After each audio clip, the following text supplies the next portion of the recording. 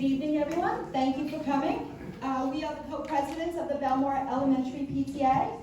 On behalf of the PTA, we'd like to welcome all of you, including the League of Women Voters, and welcome to our Meet the Candidates night. They will be presiding over all aspects of this event to the candidates. We look forward to hearing all your points of view. Please remember to vote May 17th.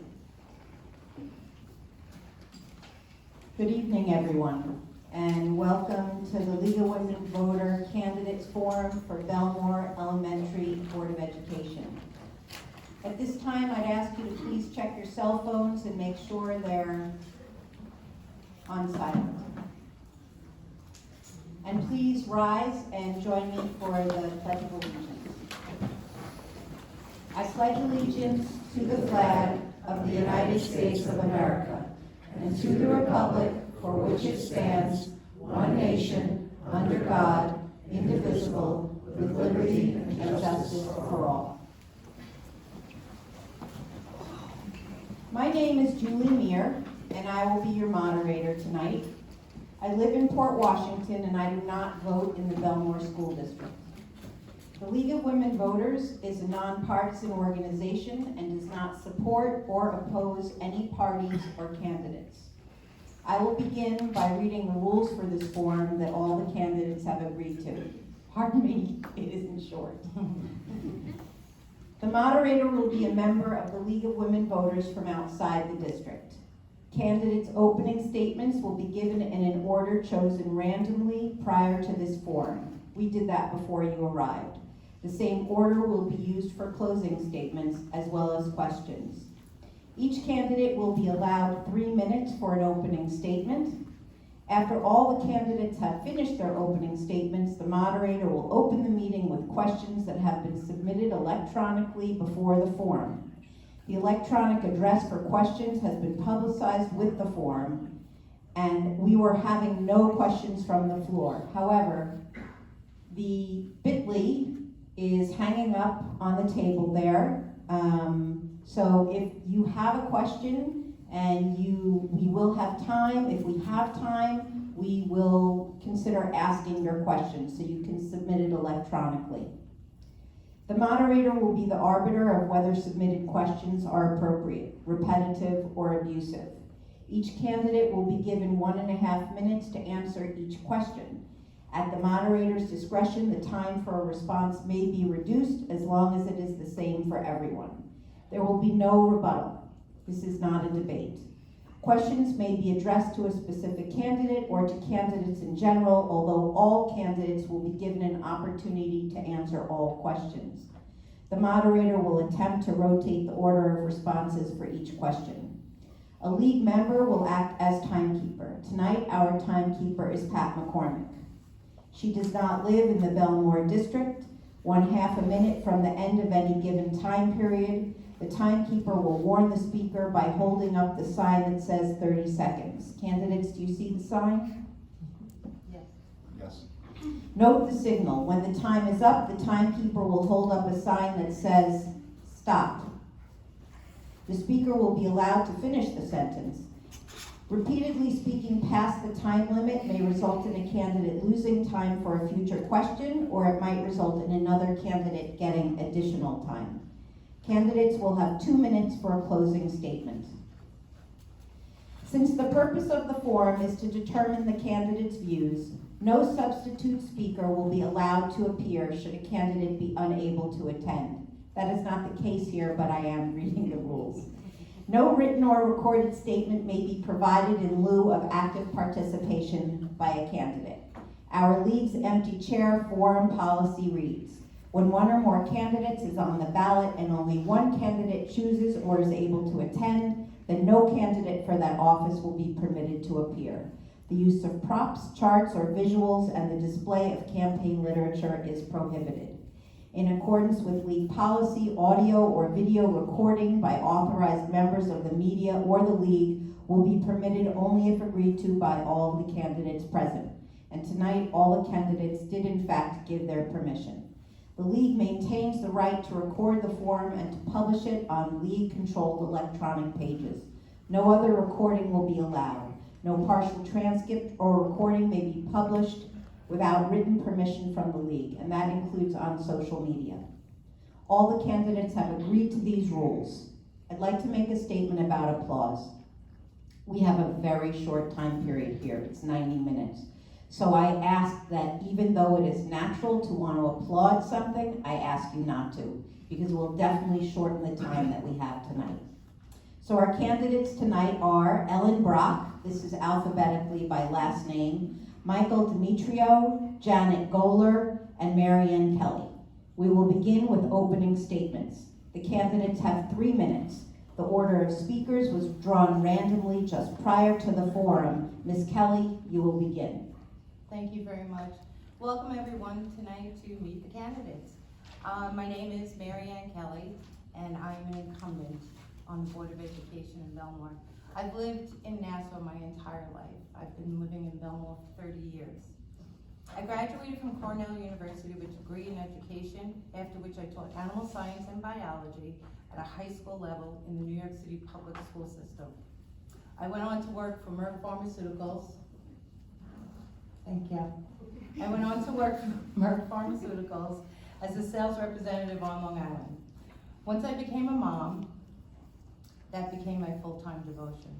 As I raised my family in Bellmore, I also coached a U16 soccer team. I held several positions in the district's parent-teacher association, and subsequently became a member of the PTA executive board. Currently, I serve on the Hofstra University IACUC board. For those who may not know what that is, it's an animal science program over at Hofstra University. And I am a member of the Bellmore Merit Community Coalition.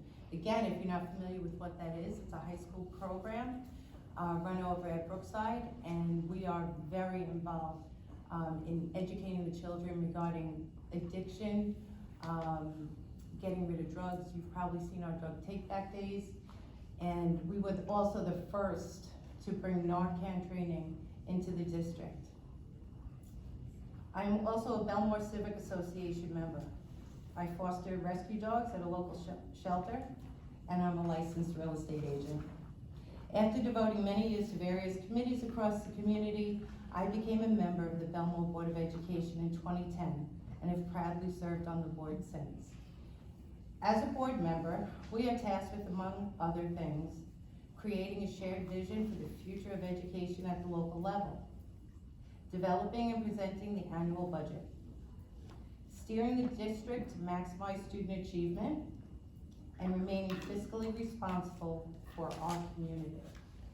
I am proud of my impact as a board member with regard to the numerous enhancements to our programs and facilities over the years, which continue to keep growing in Bellmore and making our outstanding elementary school district the district it is. I am proud of the work our board has done to make sure Bellmore remains one of the best school districts in New York State. Through our thoughtful and transparent engagement with all stakeholders, and always making sure to put our students first. Serving on the Bellmore Board of Education has been an honor and a privilege, one which I would very much like to retain. I look forward to continuing my work with my fellow board members, the administration, staff, community, and the children of Bellmore. Thank you. We'll continue with Ms. Brach. Good evening. My name is Brach, and before I begin, I'd like to thank the League of Women Voters and the PTA for hosting this event tonight. I've been a resident of Bellmore for the past 25 years, and I raised both my sons here as well. Being products of the Bellmore school system, I'm proud to say that both my boys were members of the National Honor Society, as well as all-county wrestlers at Kennedy High School. They both also went on to become scholar athletes at SUNY Oneonta, which I believe has to do with the school system here. I currently work as a fitness instructor at Push Fitness in Melville, but recently retired from teaching physical education and health at MS 226 in South Ozone Park, Queens. Despite working full-time as a school teacher, I always remained very involved in our schools. I was an active member of the PTA, serving on various committees, as well as being a class parent. While my boys were at Kennedy, I was a team mom for wrestling and volunteered as a team photographer for both wrestling and lacrosse. As a team mom and photographer, I helped organize awards dinners, fundraisers, and created end-of-season montages. During the lacrosse season in 2013, I became increasingly concerned with the condition of our athletic fields, which affected the safety and success of our student athletes. It was that year that I created a Facebook group called Bellmore Merit Parent and Students in Favor of Turf Fields. Through this group, I inspired and organized thousands of parents to advocate for the safety of our student athletes. I was even told by a current board member that my Facebook group was instrumental in the bond being passed. While our schools do not experience much controversy, times are changing and parents are becoming more and more concerned about the role of the school in their child's life. There is something to be said about collective experience, but there needs to be room for other voices and ideas. When there are no term limits in any elected position, it's easy to become complacent. I believe that my background as a dedicated teacher and my experience as an advocate for students and parents will help me to be an asset to our board. I will bring a fresh perspective to both old and new issues, including understanding the increasing needs of our special education students since the pandemic. I'm the only candidate who worked on the front lines during the COVID pandemic, and I experienced firsthand how remote learning created a learning gap which particularly affected special education students. I look forward to the opportunity to serve my community as a school board trustee. Thank you. Mr. Michael Demetriou. Hello everyone, thank you for joining us this evening and for taking the time to come down and listen to us speak and to make an informed decision for our children and for our community. Thank you very much for that. Thank you to the League of Women Voters for presiding over the event. And of course, thank you to the PTA, everyone involved with the PTA and everybody involved in our entire school district that put this together tonight. Thank you very much. I'm running for school board because my greatest passion has always been children. It stems from the time I was a young kid. I was born into a struggle of a life. I faced many challenges as a kid, from childhood homelessness to evictions to everything. So my greatest passion has always been the children and their innocence. What I've noticed over the last couple of years and many years in the past, things are changing in our schools. And while I moved here to Bellmore for the schools, and for that very reason, because I believe in the school district, I believe in what the school meant, there's a lot of things that are happening around us that are impacting the schools at a much bigger level that I am starting to take notice of and I'm unhappy with. I'm running for school board to protect our children. I'm running for school board because I believe that the local sense of connecting the parents, the community, to the board, to the schools has evaporated. I think it's fictional at best. And I would like to bring the community back. I would like to unite us back, and I would like the parents to have a bigger voice in the education of their children, as well in the choices that we make as a board collectively on their behalf. Like I've said, I've had a great passion for children. I volunteered at the Covenant House in New York City, where I've spent nights sleeping on the street as a homeless youth to represent them and raise money to eliminate childhood homelessness. I have been a great leader in my company and have been a development in business and reached high accolades and awards that make me a great, responsible person for the budget. And to really forecast properly and to look ahead and see trends has always been one of my specialties. But today the fight has changed for our children. The advocacy needs has changed for our children today. And I think we noticed it over the last few years with the COVID mandates and some of the lawlessness that went on. And we fought the state on that, and we won at Supreme Court. And I'm very proud of that accomplishment because that will be one of the greatest benefits to our school system and to our children. The right to choose, for parents to choose what they believe is right for their children's medical safety is extremely important, and we see how that is today as well. I'm very proud to have children in the school district, and I'm one of the only parents, if not the only parent, to have children in the school district today. I have an extreme vested interest in the curriculum and what we're bringing into the schools And that's why I'm running for school board today, because I believe in what we need to do, and we have to be proactive in what comes to our schools. Thank you very much. Thank you. Ms. Janet Goller. Thank you. As a lifelong resident, Bellmore holds a very special place in my heart. Having grown up and attended schools here, I made the choice to raise my family in Bellmore and feel so blessed that my grandchildren call Bellmore their home. It has been an honor and a privilege to serve on the Bellmore Board of Education for the past 27 years and the Bellmore Merrick Central High School District Board of Education for 22 years. Bringing a unique perspective to the board was my business experience and PTA involvement, which allows me to make thoughtful and well-rounded decisions that consider all stakeholders in our community. I am a staunch advocate of parental involvement in our schools. When my oldest child started kindergarten, I knew from day one I wanted to be involved in bridging the connection between our parents, students, and schools, so I became an active member of our PTA. As I joined many committees, I took on more and more leadership roles. I eventually became the PTA president and worked to implement many changes to benefit our children.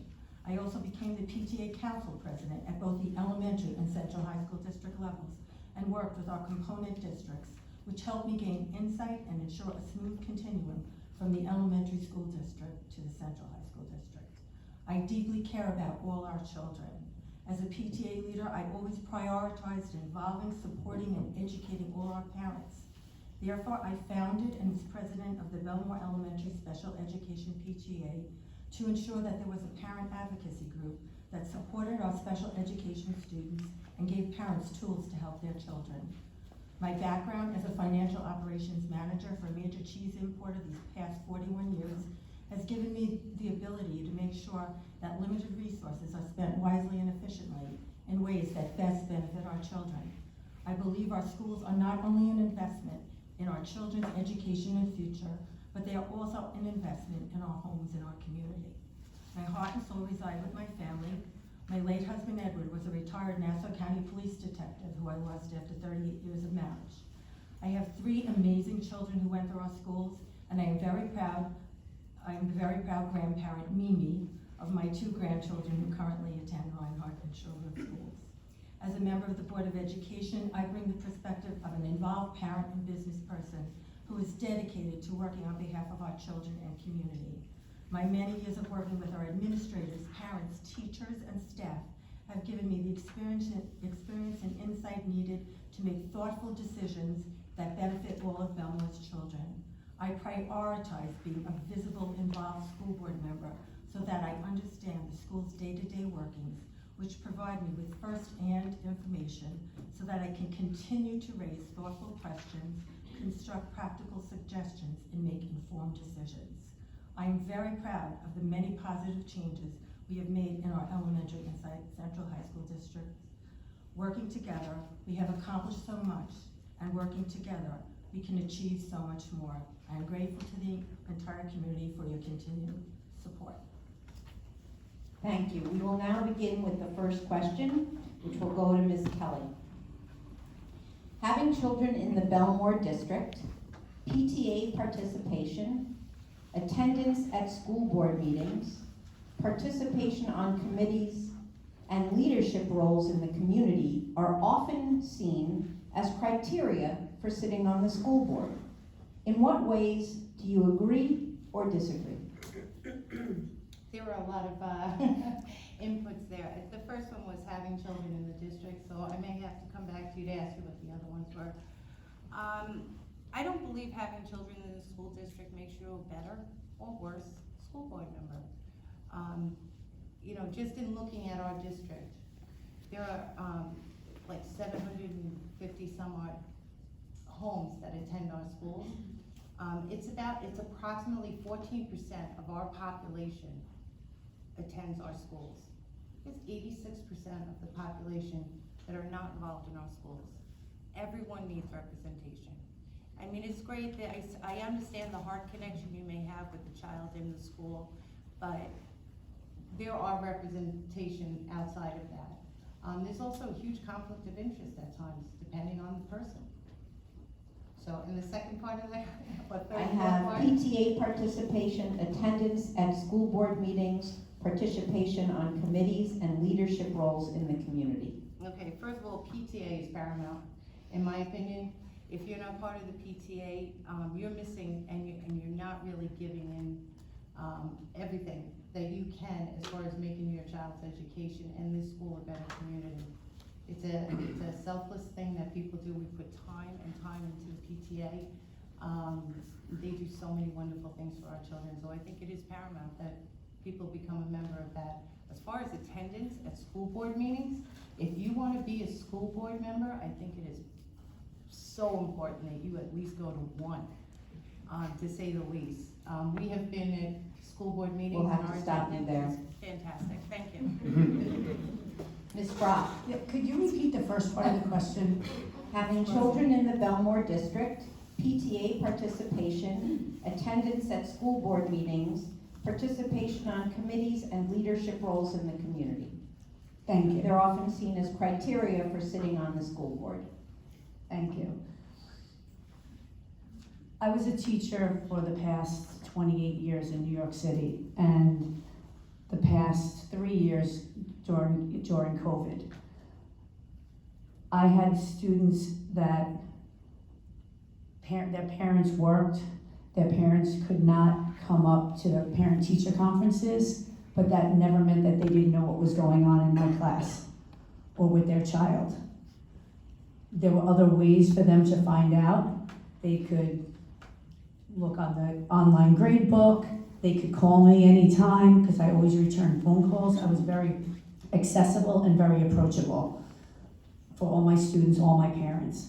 So not every parent is able to come up to a school board meeting. It doesn't correlate with their level of concern. You can't say that someone on the block, well, they went to 5 school board meetings, so they're the most concerned parent. Well, you only went to 2 school board meetings, you're not as concerned.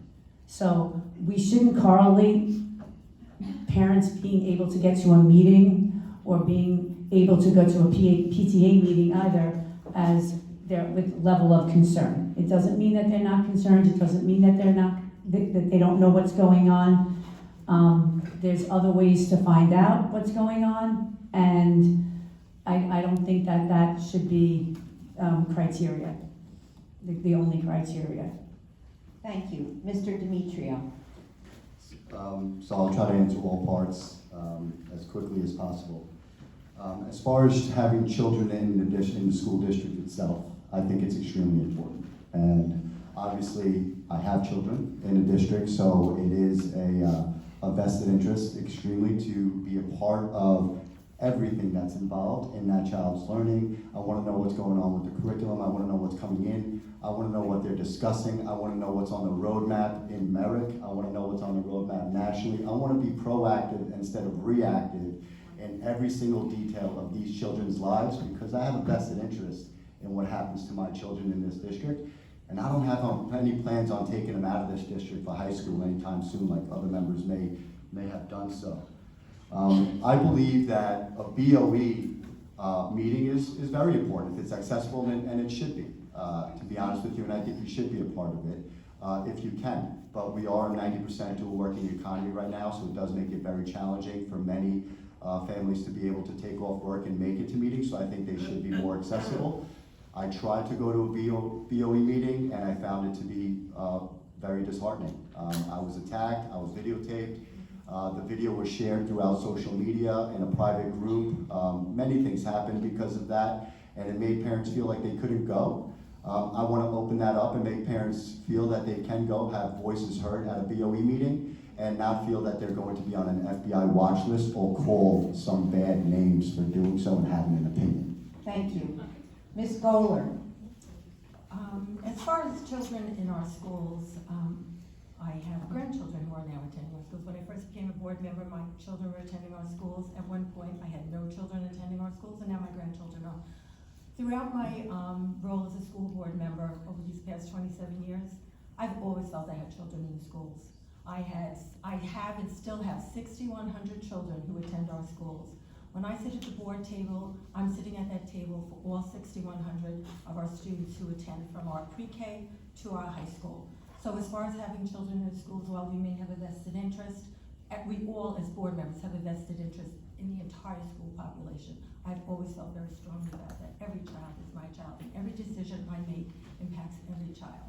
So that's how I feel about that. As far as board leadership, PTA experience and things like that, prior to becoming a member of the Board of Education, I spent many years attending school board meetings, going to budget work sessions, sitting out on the PTA, taking PTA leadership roles. All of those things were crucial to me becoming an effective member of our school board. When I sat at that board table on day one, I hit the ground running. I was very aware of things that I knew we could possibly improve and change. I went in with lots of ideas, but I also had to establish a working partnership and trust with our teachers, our staff, our administrators. They knew who I was, they knew what I wanted to do, and they knew I was there for all the children. Thank you. We'll move on to question 2, and Ms. Brach, you will answer it first. In what ways is diversity, equity, and inclusion important?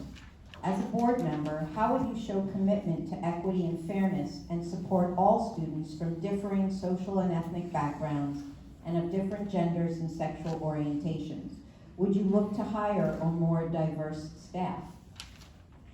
I came from New York City schools, and my school was one of the most diverse schools in the country. And I'm talking not just students, staff as well. So I worked with, students and teachers, parents from all different countries, all different backgrounds. And I believe that it's important to celebrate diversity. It's important to respect diversity. But it should not be the end-all, be-all. We need to, there's other,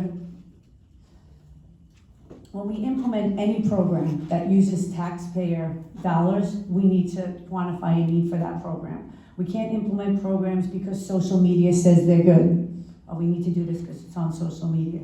The way to do that, we have to analyze data from assessments. When we analyze data, we break down the assessment into categories, so we look at different subgroups. How are, male students and female students doing on inference questions? How are, black students, white students, Asians, how are they doing on these?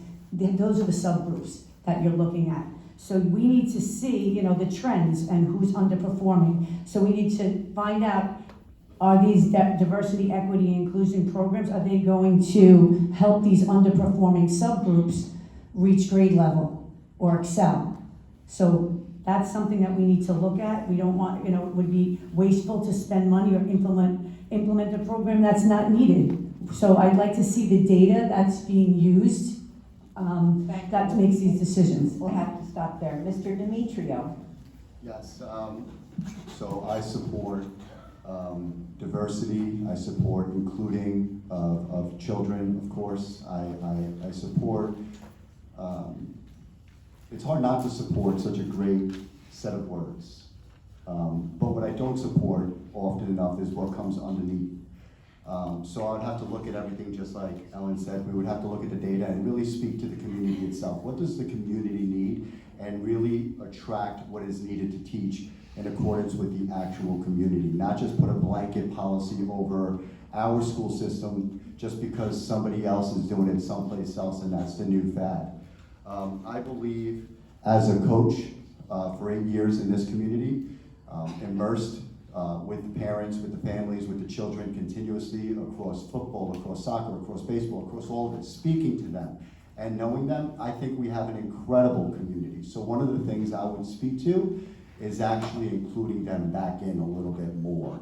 I think that we have to include our wonderful community more in these discussions. I think they've been isolated out for far too long. I think that has to stop. I think they have brilliant ideas on how to raise their children. And I actually believe in our community so much because we are surrounded by such great people that together we will make sure that we make the right decisions for our children. We don't need to pay an expert of a theory that is ever evolving and doesn't have any substance attached to it to continue to come and pay for them. We have a great community. We can rely on each other to build great children. Thank you. Thank you. Ms. Goller. Could you just repeat that question? Sure. In what ways is diversity, equity, and inclusion important? As a board member, how would you show commitment to equity and fairness and support all students from differing social and ethnic backgrounds and of different genders and sexual orientations? And would you look to hire a more diverse staff? Okay, in Bellmore, we have a wonderful STAR character education program in which we really emphasize with our children teamwork, trust, dedication, integrity, and we celebrate diversity and the differences between everybody. We have a wonderful mental health team that works with our students and goes in and teaches them about bullying and harassment and how to really treat their peers with kindness. So, you know, celebrating diversity in our schools, we create a culture of acceptance. As far as, Do you intend to hire more diverse staff? in Bellmore, we hire staff based on their qualifications and how they will fit into our STAR community. And we have a phenomenal staff of teachers, administrators, and staff working in our schools who are our Bellmore Stars. We're one unit of Bellmore Stars. Thank you. Ms. Kelly? Teaching diversity prepares students to be global citizens by exposing them to different cultures and social groups. This is what we are focusing on right now with all of our faculty, with all of our students. It is so important to bring the character, education, values that we have, that Janet just went over just a tad. We incorporate them when we weave diversity, equity, and inclusion into all of our character traits.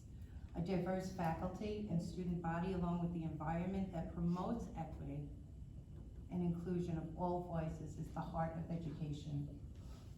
Recently, our entire district celebrated Eid. Many of you may not have even understood what Eid was until you were introduced to it. We had a beautiful group of parents come and explain to them why it was so important to them and their children that they be recognized. It's a Muslim holiday and it's a high holy holiday. And we listened to these parents. We got letters from these parents, and we, as a board, came to a decision to let the students and the rest of the community celebrate Eid alongside them. Thank you. We'll move on to the next question. Mr. Demetriou, you will answer first. Board of Education members take an oath to uphold federal, state, and local laws, regulations, policies, and mandates. Would there be a situation where you would push back? And if so, how would you push back against government mandates if you believe they are unhelpful and detrimental to children? And what does it mean for school funding to not follow a New York State mandate? So to not follow a school mandate, a state mandate, mandates aren't laws, okay? So it's just not a law. What is a law is when a Supreme Court justice has a ruling in a court called the Supreme Court and says that everything that the governor did violated the Constitution, was unconstitutional, unlawful, and unenforceable. That's a law. A mandate is not a law. So what I would do in a case where a governor acts like a tyrant, as the governor currently did because she violated SAPA, which is a big no-no, she violated law. From the moment the Supreme Court justice implemented law, anybody that enforced it broke the law. So first and foremost, I would follow the Constitution to the black letter of law. I would push back any tyranny and anybody who tries to leverage our children and our great teachers in any way for the benefit of their politics or their vaccinations or their mandates or their policies. It just won't happen. This is why I went to the Supreme Court and won on behalf of the state of New York's children. They are entitled to a voice. The parents are entitled to a choice as it becomes a medical action to a child. You can't have a blanket policy on a mask for a child. There was kids with special needs that needed so much more. We had literacy issues that went up by 60% because of this mask mandate. So I would push back heavily because special needs were not met. Everybody had a special need and we didn't meet it. Thank you. Ms. Goller? At our reorganization meeting in July, we take an oath of office as members of the Board of Education to follow the laws of New York State, the Constitution of New York State. if we are mandated by the state, and it is part of the law and the Constitution, as a board, we have a responsibility to follow that mandate. Are you finished? Ms. Kelly? Yeah, pretty much what Janet had just said, which is, as a school board member, we do take an oath to follow the Constitution. School board members do not go rogue. I'm sorry, can you talk into the speaker? School board members do not go rogue. We meet as a school board, the 5 of us, we have vivid discussions, and then we come out as one voice. School board members do not go off on their own. So, that being said, we do, once we become a school board member, we take an oath, and I would not break that oath. Ms. Brach? One of the reasons why I chose to run with Michael was I just respect everything he's done for our children, okay? Put himself on the line for the good of our children. And as a teacher, I personally saw how these mandates affected our children. Okay, the mask mandates, I was a phys ed teacher, and I had kids passing out, getting dehydrated, sending them to the nurse, severe headaches as a result of these masks. So yes, we will take an oath to follow the Constitution, but there comes a point where the safety and health of our children should be put ahead of anything else. I'm willing to put children's safety first. I don't believe that some of these mandates were safe and healthy for children. Like I said, firsthand, I had students passing out in physical education because they were required to wear a mask. Okay, I'm a fitness instructor also. So I've had to wear a mask at the gym, and it was very, very difficult. Okay, again, I had adults that were not able to handle it. How do we expect children to handle some of these things? So we need to put children's needs first. Thank you. The next question, Ms. Goller, you will answer first. How much authority does the school board have over specific decisions like grade-appropriate textbooks, reading lists, and library books? If your personal views differed, would you seek to make changes to those decisions? And will this guide your decision-making as a board member? The way the process works as far as our choosing of our library books and textbooks is our libraries belong to the Library Association. They make recommendations to our principal of the books that they'd like to purchase. They're usually Caldecott award-winning books. They're approved by the principal, and then they're approved by the assistant superintendent of curriculum. Ultimately, then, when the purchase is going to be made, it comes to the Board of Education, who approves the purchase.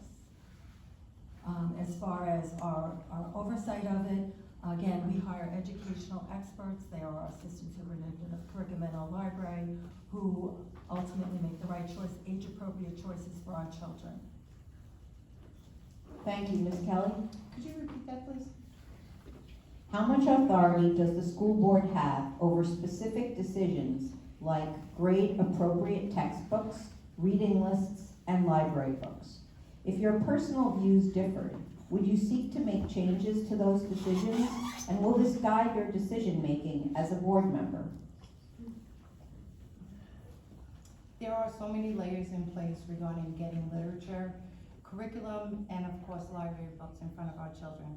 There are a tremendous amount of steps that have to be taken in order to get these books into the hands of our children. We do approve them, we have the list, but they also go through many people before we actually approve them. The librarian, the assistant superintendent for education, and then would I go differently? We have a voice within the board, but we are board members, and we approve things as a board. So if I had something that I was not happy with, I would bring it to the fellow board members, I would have it discussed, and we would come to a decision. But I have full faith and full trust in the people who are looking at our curriculum, the people who are choosing this material for our students. I have full faith in them. Thank you. Ms. Brach? I've personally written curriculum I've had to adjust curriculum, and any curriculum should be standard-based because we have New York State standards. Any curriculum should be reviewed annually. It should reflect any changes in the standards and any changes in information. Especially as a health teacher, very often information would change, so I would have to adjust that, when I reviewed it. So it should be standard-based, reviewed annually, and then revised accordingly. So we've had to revise it. So it's an ongoing process, reviewing and revising curriculum, okay, because things change.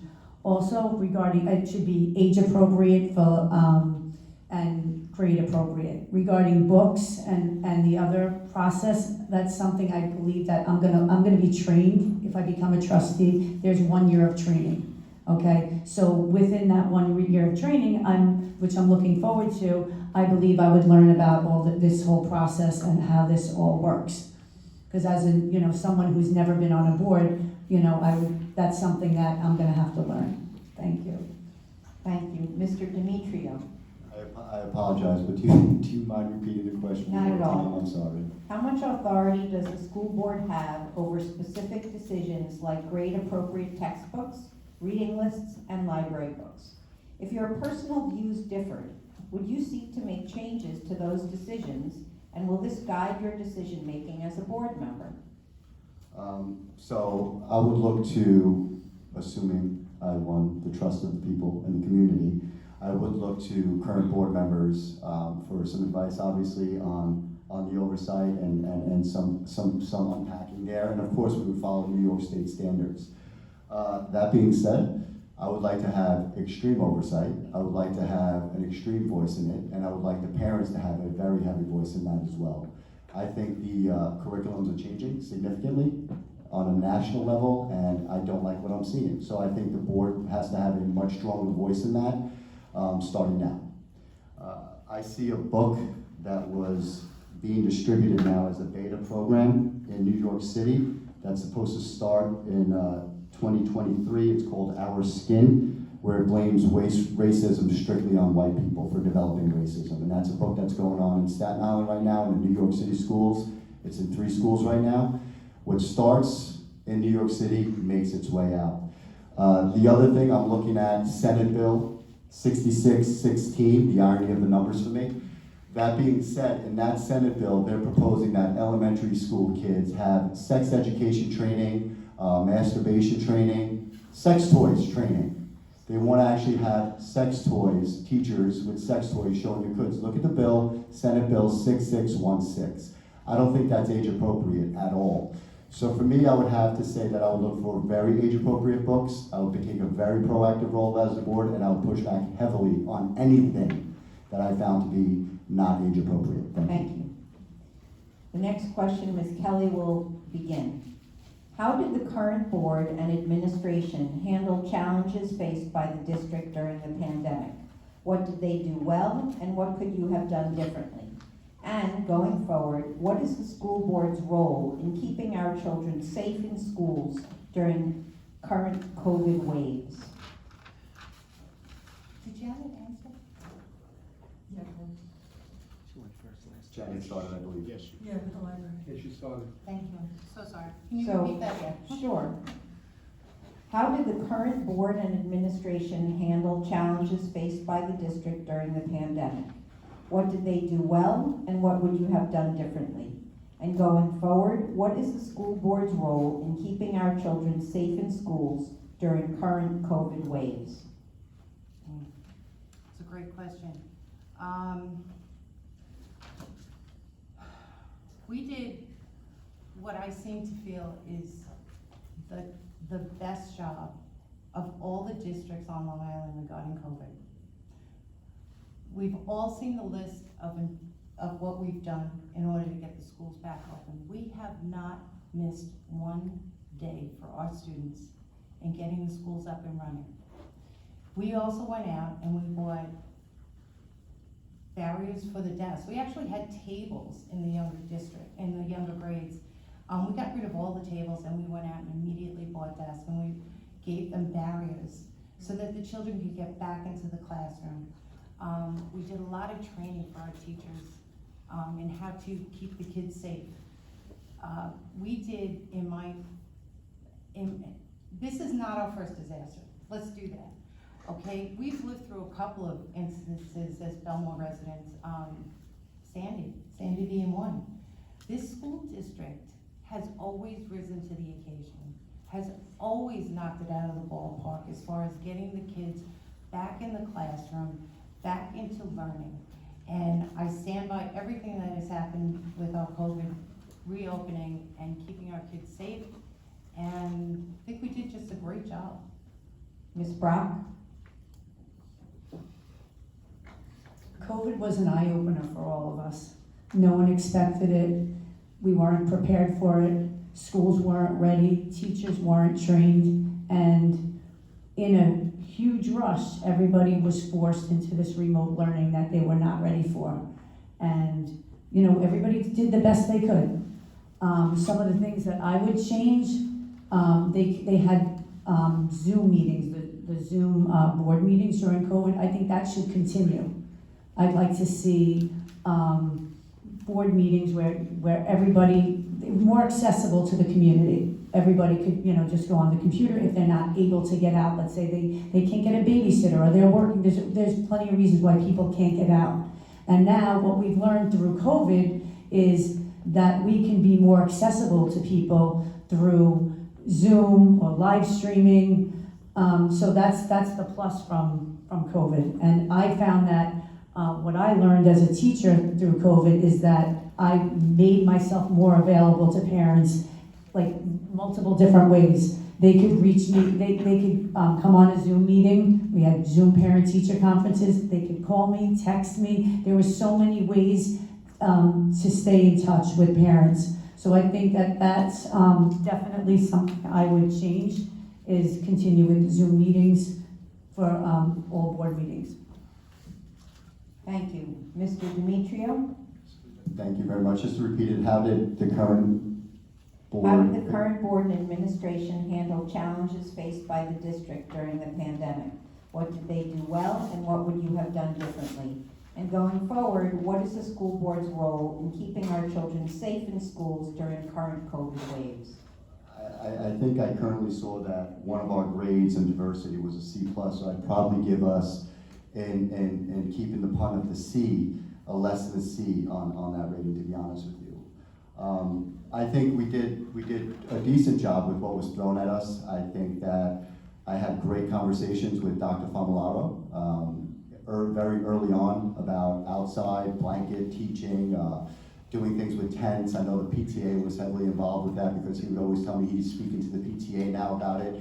So I had many conversations with Dr. Famolaro early on. I was on COVID response with the then governor's execution team. We had a mutual contact and friend, so we worked on getting the Javits Center set up. We worked on getting PPE equipment with Honeywell set up for the state of New York. So I did a lot with COVID response, and I think that we did, like I said, an okay job at best. I don't think we needed the barriers. I don't think we needed a lot of the things that we threw at our schools and at our teachers and our children. I think we could have been more creative, inventive. I was on the phone with former Governor Tom Ridge, and we were negotiating cameras with the company Patriot One out of Vancouver that would have picked up a child's temperature from 30 yards away, and we offered that solution to the unions, to the school districts. How we can use technology to do in-home testing when in-home testing was working or we thought it was working. How we can use medical doctors to clear kids clinically and not rely on these measures and keep the schools open. We put together a comprehensive plan that was turned down by the unions, by the governor's office, which was foolish. I think we could have done a much better job if we just thought through it and actually did our way, not just what everybody else did. More of the same just doesn't work all the time. Thank you. So Ms. Goller? I think we did an excellent job during the pandemic, especially considering we had never navigated this type of situation before and it came on us so quickly. It clearly was an effort of teamwork on the part of the entire school community, our administration, our teachers, our staff, and our parents. Prior to coming back into school, we had a reopening committee, a great opportunity for parents to get involved as well. We made up of parents, teachers, staff, and administrators so that we put all our heads together to make sure that that reopening was going to be successful. And from day one, our district was up running full day. The other thing we did that was an excellent thing was we had virtual instruction optional. It was parent choice. If there was a family that was not comfortable sending their child back in full, they had virtual instruction, which was extremely effective, especially in the case if a child had been in a class and they were exposed to COVID and then they had to be quarantined for 10 days. They could just hop right onto those Zoom classes and have that Zoom instruction. My own grandson was quarantined, and I saw firsthand how effective that virtual instruction was. He didn't skip a beat with his instruction during the course of that year. We also had we gave our kids the one-to-one, they had Chromebooks, and our pre-K kids got iPads. It was clearly a team effort, and I think, again, not knowing exactly what to do, we did an excellent job. And I think going forward, we do have a little bit of experience now, but I hope we never have to use it. Thank you. Ms. Brach, you'll answer the next question first. Serving in a public office requires avoiding conflicts of interest, where your personal concerns or activities, including religious beliefs, are incompatible with your official duties. Can you describe a situation as a school board member where such a conflict might arise?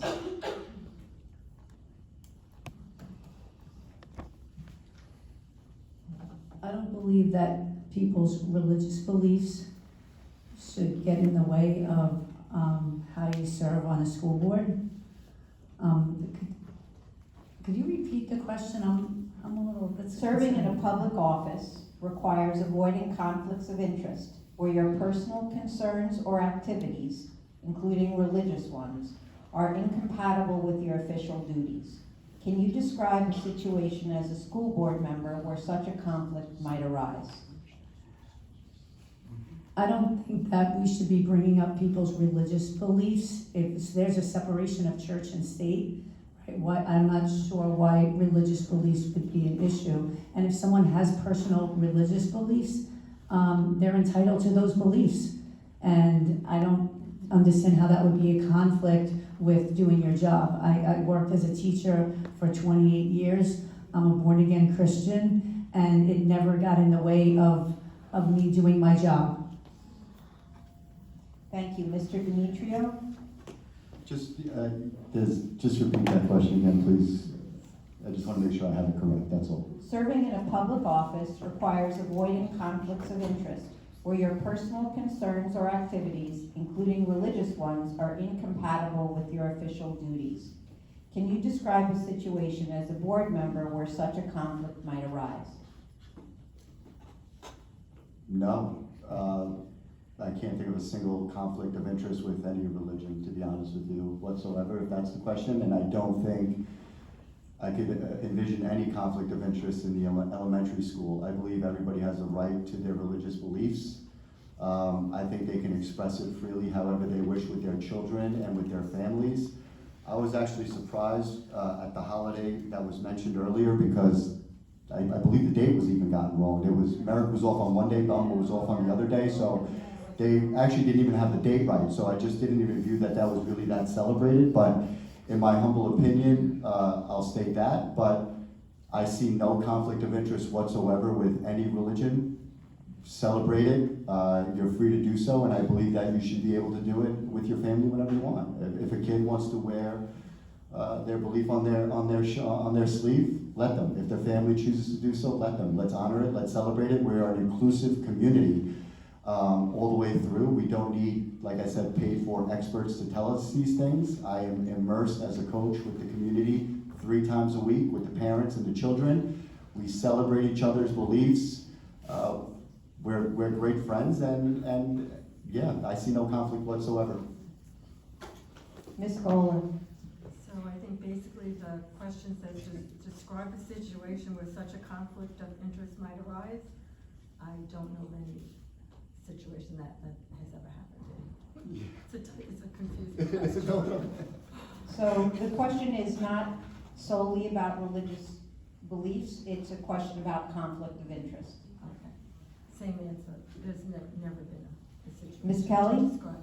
Sure. Well, first of all, no, my answer is no. Plain and simple, I just don't have a conflict of interest and I've never brought one to the boardroom. But as a board member, it is my duty to correct some information that is false. First of all, the Bellmore School District did get a C+ in diversity. That is a designation that is listed on, I think, neighborhoods.com or gradeschool.com. That has to do with our current population in the school. Okay, we're 74% white.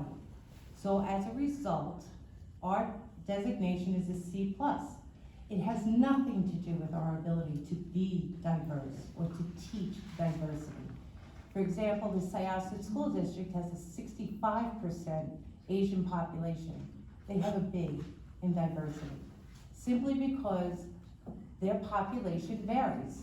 That's all it has to do with. It has nothing to do with the school's ability to be diverse or to teach diversity. The other thing too, regarding the holiday of Eid, we were given that date by the powers that be, by the Muslim community, that was the date. Eid actually follows, I think it has to do with the moons, right? So as they got closer to the date, the community came to us and said, this is the actual day that we need to celebrate it, can you do something? And we stood up to that. We said, yes, absolutely, you are welcomed. And we did just that. You all got letters home. If you were parents in the community, you got the letter home. You should have read it. Thank you. So, the next question, we will start with Mr. Demetriou. Mirroring I never got that letter. Mirroring society as a whole, our district has had many divisive conversations over the last 2 years. How would you support a board decision you did not vote in favor of? Additionally, how will you help bring our community together while validating all viewpoints? Can you repeat that question one more time? There was a little bit in the background there, so I just want to make sure I have that answer correctly. And I just didn't hear if there was a conflict from the other answer either. But anyway, can you please repeat the question? Mirroring society as a whole, our district has had many divisive conversations over the last 2 years. How would you support a board decision you did not vote in favor of? Additionally, how will you help bring our community together while validating all viewpoints? I would continue doing what I normally do as a coach, as a volunteer in the community, and as a person that really takes pride in being with our children and with the parents of the community. So I'll continue doing that in one aspect of it. The other way I would unify the community is, that's just one of my, we could get the chuckles in the room, but that's one of my greatest qualities, has always been somebody who is very diplomatic, somebody who unifies, who looks to unify. I don't agree with everyone, and certainly don't expect everyone to agree with me, but that's progress in my humble opinion. I think debate, respectful differences is actually what progress is. I think that's what science is. Keeping censorship on any doctors or any teachers whatsoever, I think is foolish. I think we have to have respectful debate, always. We may not agree, and that's okay. As far as living with a board decision that I didn't agree with, I would operate the same way I operate daily in society. I would honor the view of the people. There's a reason why they're elected as board members with me and as trustees with me. So we come to a collective decision, and if that's what it is, then I have to live with it, whether I agree with it or not. No differently than when laws are passed in our great country. I may agree with them, and I may not. I may agree with the legislature of New York, I may not, but I respect the fact that they have to have a voice, which is why I sued the state when they bypassed the voice of the people. That I will never stand for. Thank you. Ms. Goller? As a Board of Education, we don't always agree on everything. What our process is we always have extensive discussion, we always try to share our viewpoints, but we always have a tremendous respect for one another because we are all clearly here for our children. So what has usually happened for us is when we're in a public session, if there's a board member that is not going to be voting in favor of a particular item, we encourage and allow that board member to explain and thoroughly go into it in public session as to why they do not agree with the rest of the board. But first and foremost, as a board, we always do try to talk it through and get to the point where we collaborate and we do come together. but there are definitely instances where we will not always agree. But when it's all said and done, we do go forward and we do support that board's decision in the end. Thank you. Ms. Kelly? Our current Board of Education is a very eclectic board. We have lawyers, we have homemakers, we have entrepreneurs. We bring different gifts to the table, and there are times when we don't agree 100% on everything that is brought before us. But as a board, we come out and we are as one. It's one voice. That's it. We always agree. If there's something that a board member fully cannot get on board with, then yes, of course, they are allowed to express their feelings and they can dissent from certain things. But as far as I've been on this board, we've always come out in agreement as one voice on our board. Thank you. Ms. Brach? There's a reason there's 5 people on a board, okay? Because no one board member should make unilateral decisions. So they're not gonna agree on everything, okay? But there should be discussions involved, right? Give and take. And it's good to have diversity of thought. It's good that some people have different ideas and work together to try to, maybe talk to someone, try to convince them why this is the right thing to vote for. And I have experience with professional learning communities. That's a group of educators that meet regularly, share ideas, work collaboratively to improve skills and academic performance. So I have experience in these situations working with groups of teachers, with administrators for many years. And we didn't always agree on everything, but what we did agree on was what was best for the children. And that's what I would continue to focus on, what's best for the children. Thank you. Our next question, we will begin with Ms. Goller. Explain why you do or do not feel it is important to incorporate social and emotional learning programs into the school curriculum.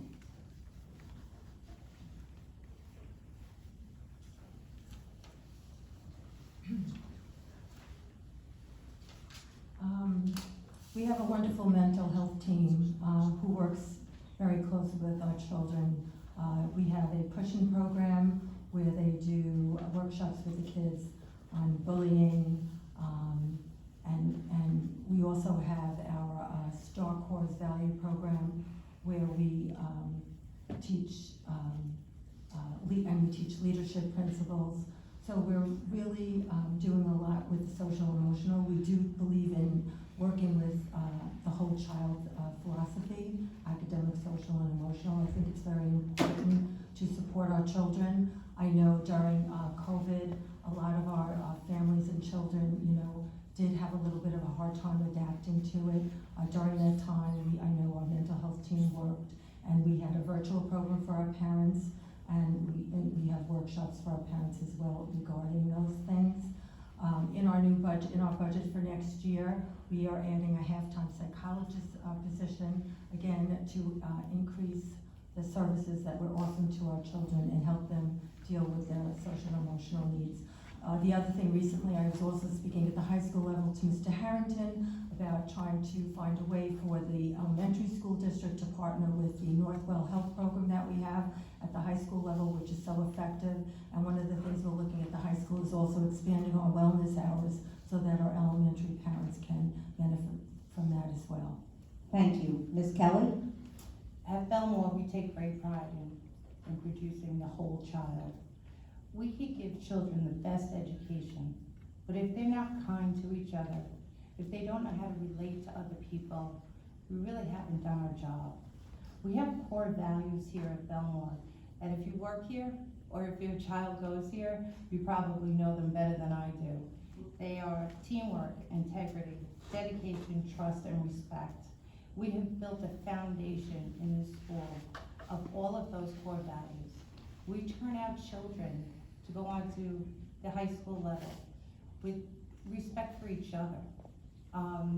Great students, and smart and ready to take on the junior high.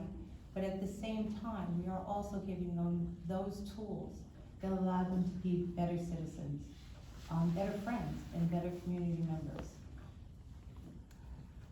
Thank you. Ms. Brach? I was a health teacher, I also taught advisory, and I did summer school at an alternative high school in New York City, and we had a social emotional learning component, which is SEL, every day. And during the pandemic, we had to do social emotional learning every single day. So it's very, very important. It's something that I personally put a lot of time into with my students because I saw how the pandemic affected them, how it affected their families. Some of them lost family members to COVID, and the social emotional growth from, just being home and isolated was really affected. And I spent a lot of time, a lot of effort. We had a whole program that was just social emotional learning every day, no matter what subject we had to, whatever subject you taught, you had to do a social emotional learning component. So I have a lot of experience with that, and I definitely think that's a priority. Thank you. Mr. Demetriou? Yes, thank you very much. So I think social and emotional learning programs in school can be very helpful. And we have to obviously not just say we're going to do everything and just leave it there. We're always going to have to just revisit it, look at it, see what's involved, and always make informed decisions on a yearly basis and make sure we're meeting the needs of the community always. I'm fascinated by the whole child concept because I always felt that we've taught the entire child or felt about the whole child. So this is new to me. I never knew there was like a half a child policy.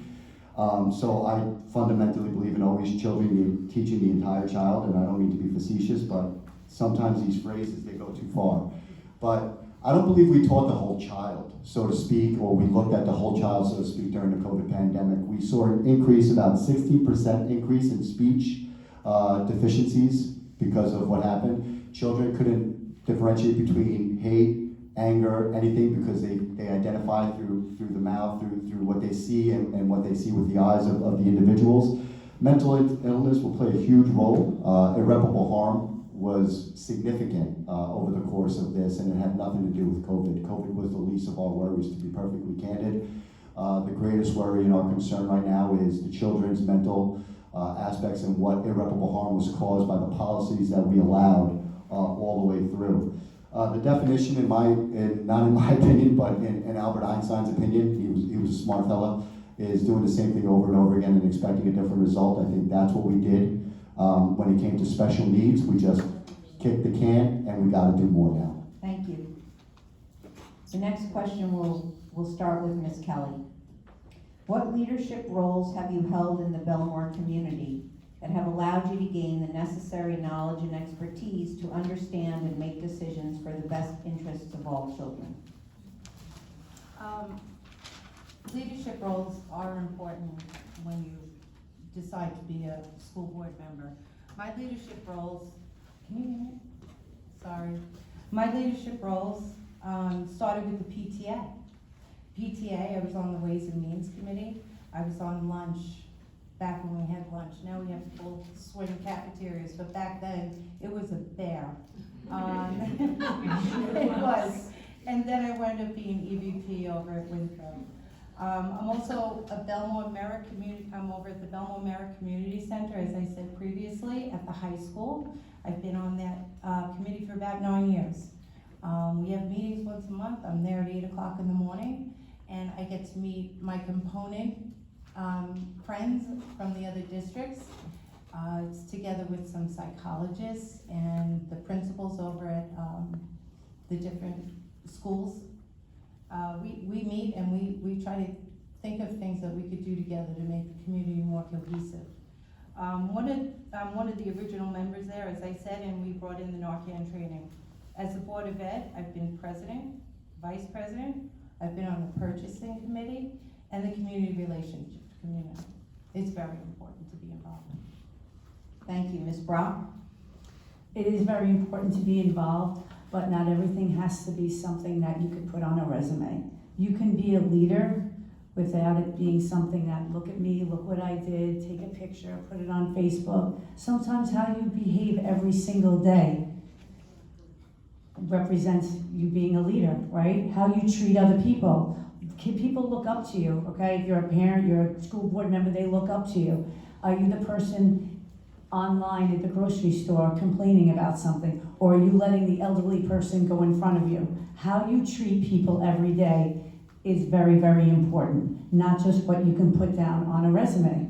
So I believe that we are all leaders. We lead the children look up to us, okay? Not everything has to be something that you could put down on paper. A lot of times, it's the little things that you do every day that you take lead for. That's more important. The things that everybody doesn't see, the things you do behind the scenes, right? How you treat people, what you do for your neighbors, okay? That to me is more important. If somebody has cancer in the community, are you the one organizing friends to bring dinner to their house?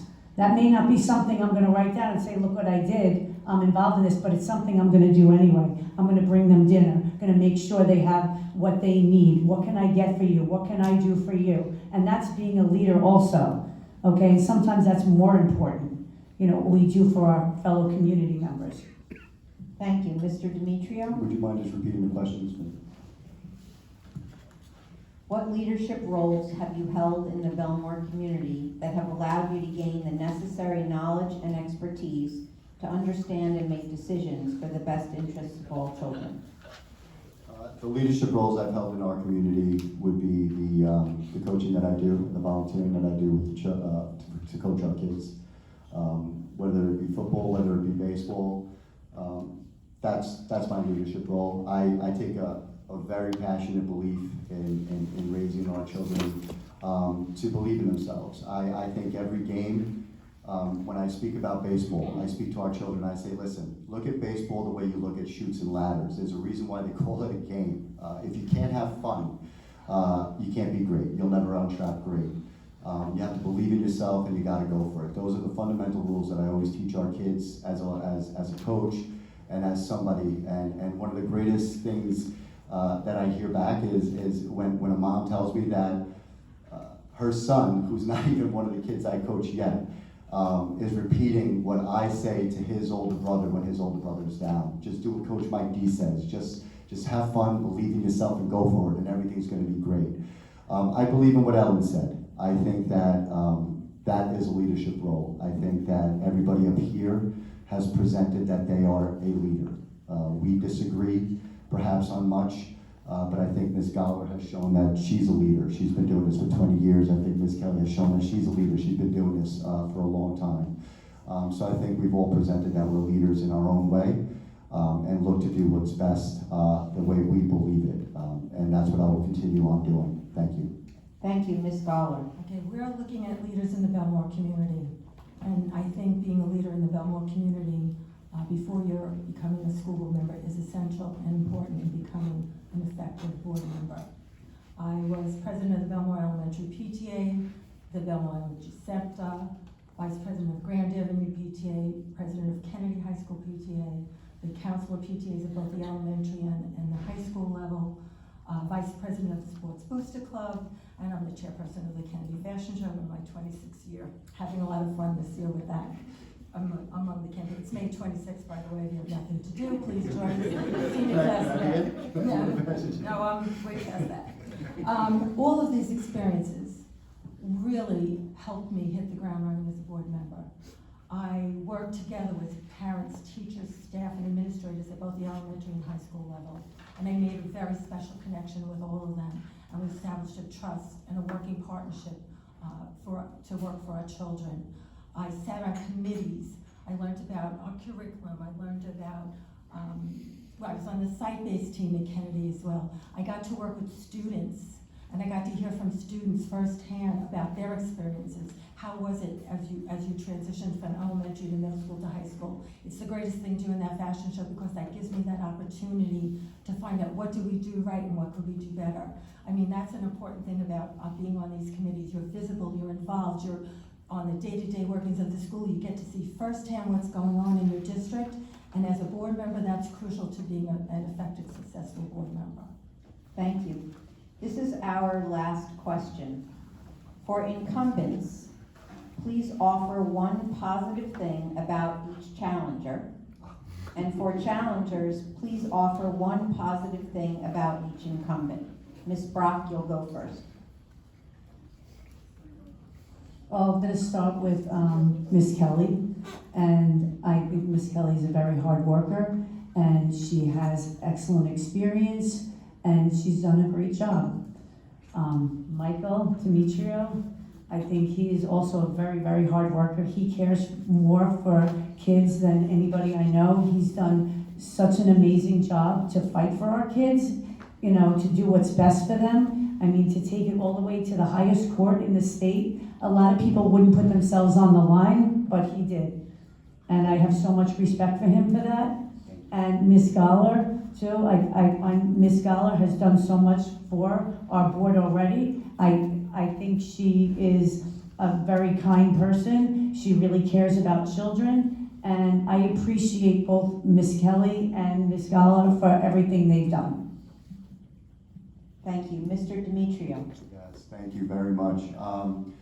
As far as Ms. Kelly, I would say her devotion to serving on the board. Obviously, she had passion for it. That's evident and clear. She's been doing it, I think, for 13 years now, is it? 12. 12? So for 12 years, so I commend her for that public service. Ms. Goller, I commend her for the same, for 20 years. 27, my goodness. My God. I know I don't look it. That is unbelievable. I mean, we can clap at that one for a second. I'll unpack my time for a moment. 27 years of public service, I mean, that has to be commended. I mean, that's just, it must be obviously a labor of love, but I do believe in term limits. And Ellen, I appreciate her passion and what she brings as a school teacher and her fight and what she said about how tough she was in the school for East New York, what she brings in from that district for diversity and everything. I think she could educate me a lot for the school system. But I want to share real quick something I shared with Ms. Goller in the beginning because I really want to commend her for this one. It wasn't easy to speak at a BOE meeting, especially when you have so many people that were against you, and I was videotaped and some bad things happened. But when I was speaking up at the BOE meeting, it was an animated discussion. It's on video in some groups. Out of the left corner of my eye, I saw Ms. Goller give me a smile, which gave me a very warm feeling for the meeting. She actually made me feel comfortable.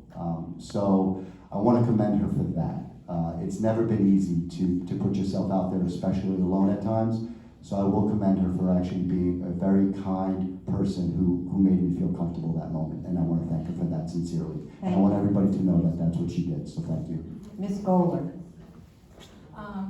Ellen, I just want to say that I remember when we did the field thing together. I mean, it was totally a community effort, and I appreciate your involvement in that.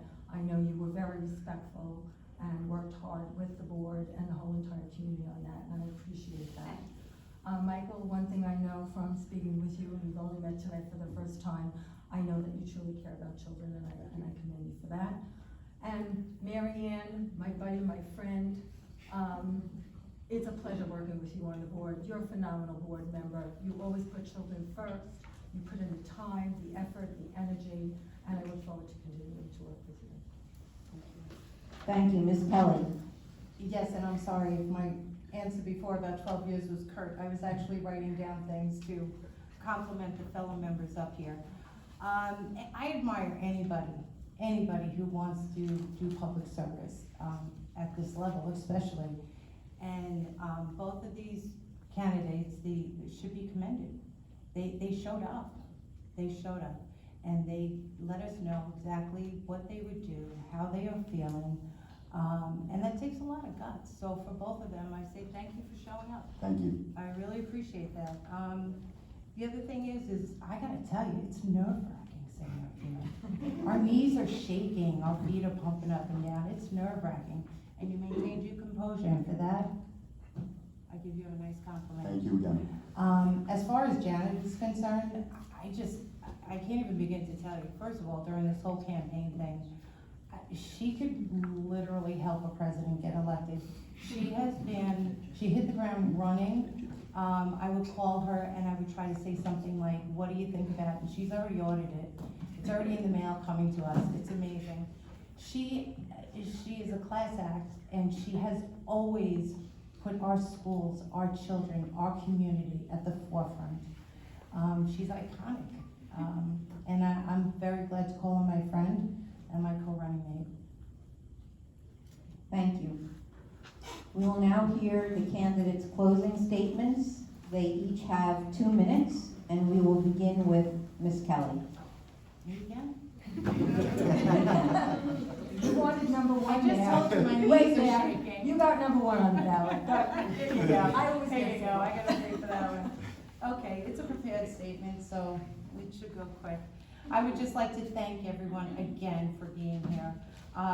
The League of Women Voters, thank you so much for putting on this evening tonight, and the PTA for hosting this event. I welcomed and look forward to tonight for many reasons, but mostly because it gives me the opportunity to brag a little bit about the Bellmore School District. Over recent years, we have done so much for the betterment of our students. School safety, faculties up, facilities updated, curriculum, including virtual, catered to all of our students' needs. Technology improvements, including, do you know that we have 3 tech labs in our schools? We've done a lot. And professional development for our staff. For all of our community, we have presented a fiscally responsible budget year after year. I hope I have answered all your questions. We pride ourselves on the transparency in the Bellmore schools. If anyone needs further information in order to cast an educated vote, I would be happy to get those answers for you, or at least point you in the right direction way to get those answers. School board members play a vital role in our community. They should never be political. They should have experience with our PTA, administration, and the community. They should also have a proven track record of their current involvement, and at the very least, a knowledge of what is and is not expected of a board member. Attending meetings, for example, is a perfect way to gain knowledge and insight. School boards always follow the law. I continue to be a consistent presence in our neighborhood through my work. Welcoming in new homeowners, I'm constantly asked about our district. Many times prospective buyers will tell me, it's why we're looking to live here in Bellmore, because of the schools. I've heard people talk about change. Our school board is forever changing. We're very fluid. The dynamic is very fluid in changing the dynamic of our school.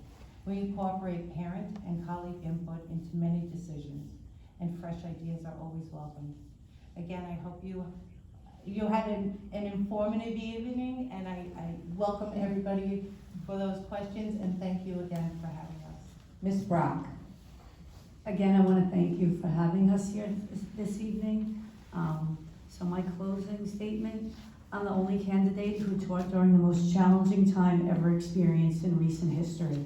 I witnessed firsthand how remote learning affected our children's academics as well as their social emotional growth. One of the most important things I learned from this pandemic is that communication is key. I made sure that I was approachable and accessible to both parents and students. Reaching out in various ways was important to keeping the lines of communication open.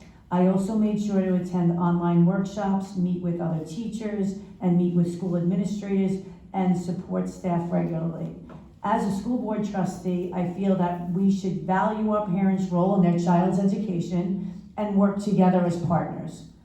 I would also like to see school board meetings to be more accessible for all parents. Single parents like myself, working parents like myself when my kids were in school. More parents could attend meetings if they were done over Zoom or Google Meet rather than only in person. Transparency is another area that I will prioritize. For example, the minutes from school board meetings should be more comprehensive so that anyone reading them would have a clear understanding of the meeting's details. The full budget should also be available as even our current line-by-line budget only shows limited information. In fact, I had to make a phone call and have a schedule a meeting with the business superintendent because there was a lot of things that were not clear. Lastly, I believe in being fiscally responsible by eliminating wasteful spending and returning any surplus to the taxpayer rather than transferring it to another program for fear of losing it. Like they did in North America a few years ago, they actually returned the surplus to the taxpayers. I believe that my background and experience sets me apart from other candidates. I also believe in never claiming to be excellent, because when we claim we're excellent, there's no need for improvement. There's always room for improvement, and the best way to improve is by gaining a new perspective and fresh ideas from new people. Thank you. Mr. Demetriou. I just want to thank everyone that came out tonight to listen to our views, those who support us as candidates and the incumbents as candidates as well. Thank you for giving us your time tonight, away from your children, away from your families. Thank you to the League of Women Voters for the same thing and for presiding over this event, as well as all of our events with our component districts, as we are all intertwined. So I thank you and the PTA across the board for that. Thank you very much. I also want to thank Ms. Yee, as well as Ms. Giorgio, for taking my phone call so often, to Dr. Famularo, and for putting this event together and for putting the election together. I know that a lot of work goes into it, as we spoke to them today, and I just want to thank them for that as well. We're imperfect humans. We're never going to be perfect in our ways, but we're always going to be pursuing excellence. Always. We're always going to prioritize our children, and that's always my goal, to look for the priority of our children in every way, shape, or form. I have a vested interest in our district to see it succeed all the way through. I am grateful that it has been a successful district in the past and currently, but the times have changed, the fight has changed, and the need to be a stronger advocate for the children has come. And I think I'm the perfect candidate for that, with what I put forward with the Supreme Court case and how I've shown to really go out on my own. And I believe that I've shown to be a uniter. A great friend of mine said, and he's in this room tonight, so I won't use his name, but he said, you showed a group of people that one person and then three people can come together and unite an entire state and show them that they have a voice. That's what I do. I look to unite the community, I look to unite people, and that's what I'll focus on again, is rebuilding that kinship between the community, the board, and the school. Our education system is the teachers. I want to prioritize them always. It's not the school itself, but the teachers themselves. So they must be a priority, and I don't think they were as much as people think they were in the past. I think remote learning was a failure, and we have to do better for our kids, and I will. Thank you so much for your time and everything. Thank you. Ms. Goller. I would like to thank the League of Women Voters for moderating, our PTA for hosting this event, and the members of our community for coming out tonight. As a longtime advocate of parental involvement, I believe it is critical to be visible and involved in the school community in order to be an influential member of the Board of Education. Regularly attending PTA meetings, serving on school committees, and attending school board meetings and budget work sessions gave me the knowledge and experience to serve as an effective board member from day one. During my 27 years as a member of the school board, I've been instrumental in developing a working partnership with our community based on honest, open communication, trust, and shared decision-making. I am a school board member who feels what the community says is important, a school board member who knows how to do more with less, a school board member who is visible, involved, and accessible to my community, a school board member who is always willing to put in whatever time is needed to get that job done. A school board member who has demonstrated her commitment to our children day after day, time after time. I have the experience, knowledge, and insight to make decisions that will benefit our children and community. I will continue to combine the dedication, energy, and commitment of an actively involved parent with my years of business experience and extensive experience in the day-to-day workings of elementary and secondary schools. Having served on the Central High School Board for 22 years, in addition to my years on the elementary board, has given me the experience and knowledge of the entire school system, pre-K through 12, and makes me uniquely qualified to understand the issues and make the right choices for our schools. I remain committed to spending money efficiently in ways that best benefit our children. I have helped implement many cost-saving solutions and understand that we must be sensitive to the needs of our taxpayers in difficult times. This year's election is about experience, commitment, and trust. Maryanne and I have accomplished so much working on behalf of our children and our community for years. We have been visible and involved school board members, and we have earned the respect and trust of our administrators, teachers, parents, students, and residents. We are proven leaders committed to continuing to work on behalf of all of Bellmore's children. Day after day, we have demonstrated this commitment to our children and community, and we are ready and prepared to continue to work. It has been our honor and privilege for me to represent our community as a member of the Board of Education and the Bellmore Merrick Central High School District Board of Education. I am grateful for your support over the years. I ask for your continued support for my re-election to the board on Tuesday, May 17th. Please vote for Janet Goller and Maryanne Kelly, the names you know and trust. Thank you. Thank you, candidates. The public and the league appreciate your willingness to answer questions from voters thoughtfully and candidly and in civil discourse with your challengers. This is democracy at its best. Before ending this forum, I want to thank you, the community members, who have taken the time to learn more about the candidates you will be voting for. Educated voters are the key to making our democracy work. A recording of this forum will be available on our YouTube channel, League of Women Voters of Port Washington-Manhasset, LWV of PWM, within 24 hours. If you want to know about future forums, please click the subscribe button on our channel. There's also a link to our website. We encourage you to join your League of Women Voters, the League of Women Voters of East Nassau, and it's not for women only. Finally, and most importantly, please make sure to vote on Tuesday, May 17th from 6:30 a.m. to 9 p.m. here at the Reinhardt Early Childhood Center. The forum is now ended. Thank you.